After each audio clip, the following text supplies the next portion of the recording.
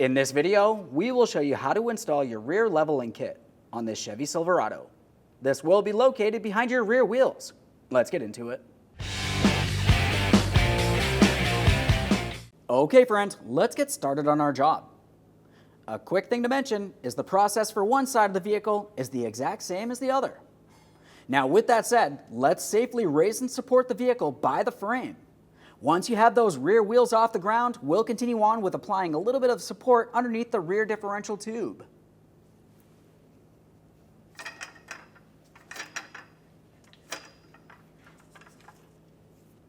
Now we can make our way to the rear leaf spring mounting U-bolts and mounting nuts. You'll find that you have 4 22mm mounting nuts along the bottom of each of these U-bolts.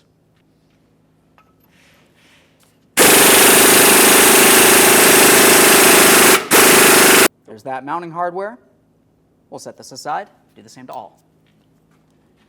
The rearward U-bolt makes its way over the leaf spring and over to the opposite side.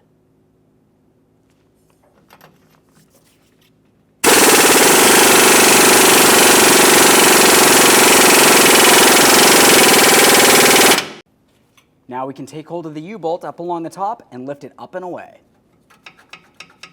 If you find it stuck in place, you could lightly tap on it with a hammer.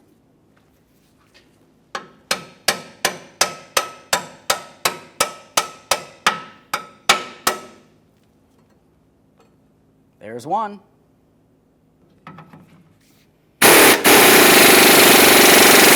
Now that we have this area loose enough, we can reach up along the top of the leaf spring. You're going to find the upper bracket. Go ahead and remove it, give it a close inspection, make sure it is still reusable, and we'll set this aside. Got the last one about to come off. We'll make sure we're holding on to the lower plate here.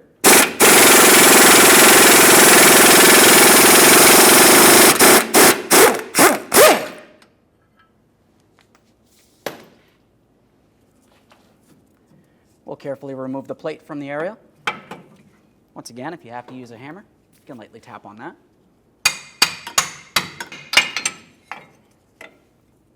A quick inspection of this, you need to confirm that it's not rotted in any way. A little bit of surface rust like this is okay. We'll set this aside.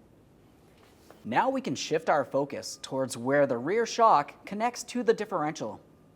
You'll find that you have a 21mm bolt that comes through from the inboard side towards the outboard side and a 21mm nut out here.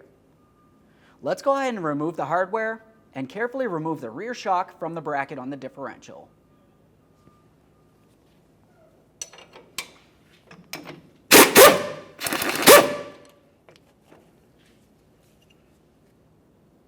At this point, you may have to raise or lower the rear differential tube to be able to remove that mounting bolt.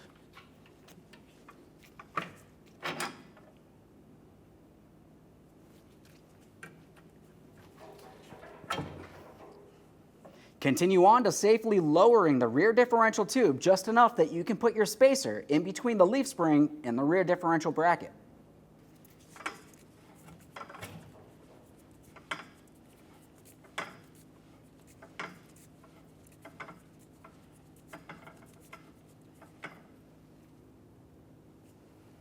Once you have a large enough gap in this area, you need to be extremely careful for any pinch points, but we need to clean along the bottom side of the leaf spring and along the top side of the differential tube, essentially the mating surfaces. Use a wire brush if necessary.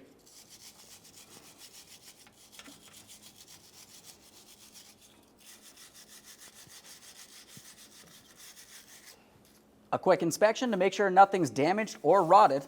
This feels good. Now that we've confirmed those areas are good, we'll continue with some copper anti-seize.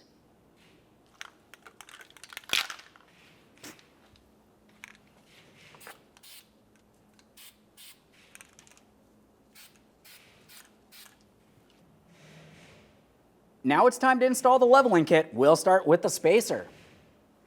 As far as the spacer, you need to make sure you have it in the proper orientation. The bottom will have this nub that protrudes down, and if you were to look along the top, it has a small port. On the bottom of the leaf spring, you will find that you have an alignment tab there as well. That ensures that everything's properly aligned. Bring this in here. Double check to make sure it's completely rested flush up against the differential tube. We'll also ensure that we're aligned up straight. You don't want to be off kilter like this, otherwise you won't be able to install your U-bolts. Now, once again, being extremely careful for any pinch points, we're going to continue on by gently lifting up the differential tube to the point that that alignment tab makes its way into the port along the top of the leveling kit.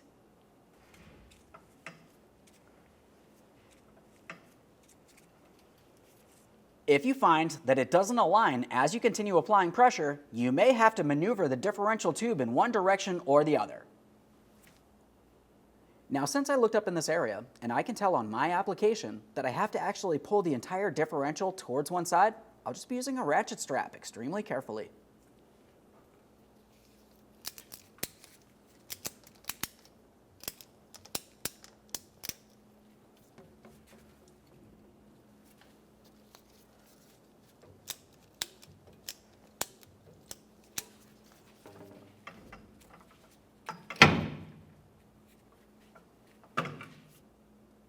There we are. As you can tell, we're completely seated, but we're going to pause on those U-bolts. We need to confirm that we are completely flush along each side so we can slide the new U-bolts over this area.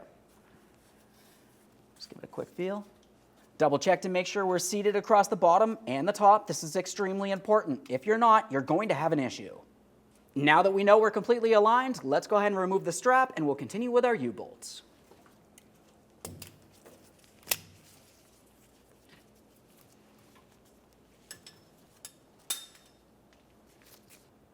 Now we'll continue on with our upper plate here. Make sure you have it in the proper orientation. We want to make sure that the U-bolts can fit over each side of this. You can tell that it does have a slotted out area.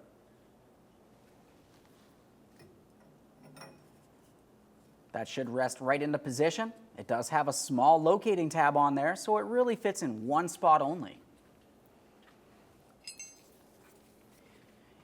Now we can start installing our brand new U-bolts.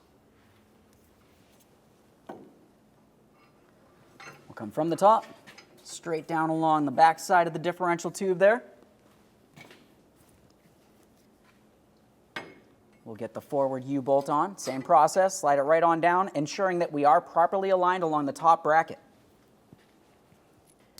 Now it's time for the lower bracket. As for the lower bracket, you want to make sure that you have the circular notch aligned with the differential tube. If you put it like this, it's really not going to work out well at all. Align those U-bolts with their corresponding holes. Once you slide them through, continue on with your washers and your mounting nuts. You should have one washer and mounting nut for each one of these ends.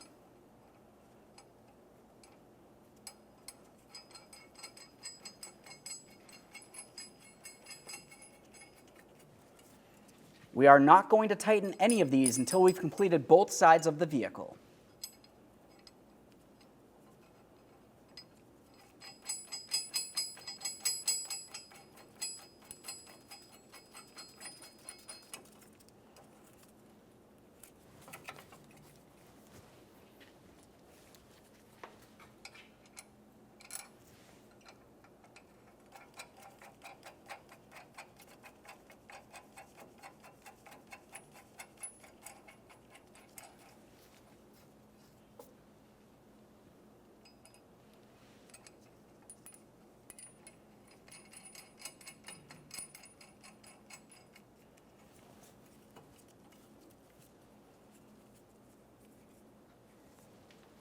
We'll make our way to the rear shock. We're going to have to adjust that differential tube. If you have a hard time raising the rear differential tube enough without shifting the frame of the vehicle, you can continue on with a strap around the lower portion of the differential tube up and above the frame. Just be careful not to damage anything.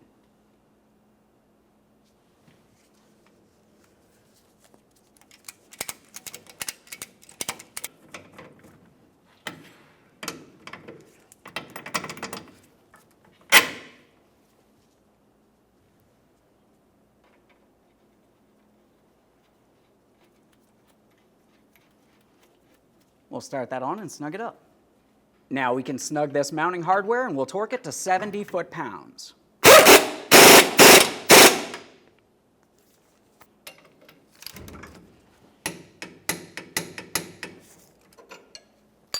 We'll remove the strap and the support from underneath this side of the differential and do the exact same thing on the other side of the vehicle.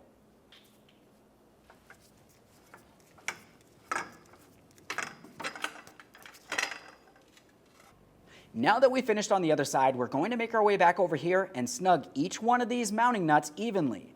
So essentially we can see the same amount of threads on each one of these heads.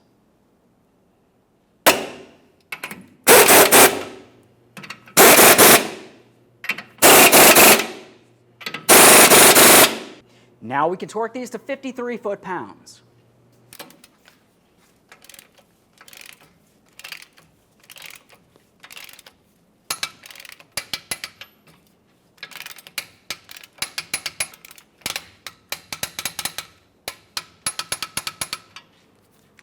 At this point, we fully torqued this side. Make sure you do the exact same thing on the other side of the vehicle. Okay, friend, we finished the installation and both sides of the vehicle are complete. At this point, you want to take your vehicle for a road test down to your local alignment shop. After approximately 1,000 miles, recheck the torque on each one of your pieces of mounting hardware. Aside from that, thanks for watching. When only the best will do, demand TRQ. The only company that lets you view before you do. TRQ is committed to offering the highest quality aftermarket auto parts that are engineered for peace of mind. Thanks for using and viewing with TRQ.